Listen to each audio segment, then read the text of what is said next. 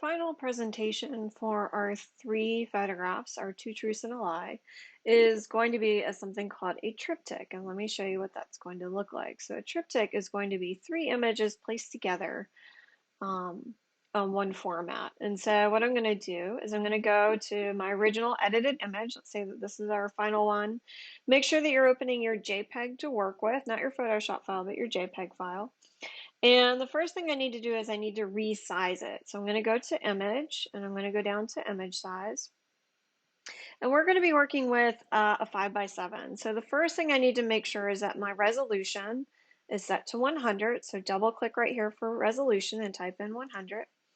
And then my height and width don't quite look right. I need to make sure that's a 5:7. So for my width, I'm just going to simply change it to 5. And because we already cropped it to a 5:7 ratio, everything will look good now. So do double check that it says inches and I'll say okay. And it'll make my image a little bit smaller.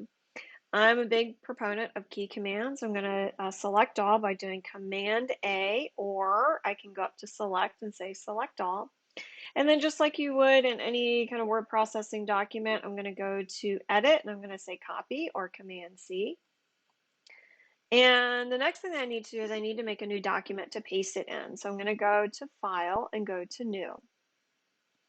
The size document that we're going to be working with is going to be 18 inches. So over here under preset file, I would go ahead and name it last name. And then you could call it two truths if you wanted. Do make sure that you use an underscore in your file names. If you use spaces or kind of funny ways of naming things, that your file can be corrupt more easily. So an underscore or hyphen is a nice way to do that. My width is going to be 18 inches. My height is going to be 8 inches, and make sure that that is set to inches. And then my resolution is going to be 100. And there's nothing else we really need to change right here. I'm going to go ahead and say create, and this should look very similar to what I was working with before. So here I'm going to paste into my new document, and now I have my first image in there.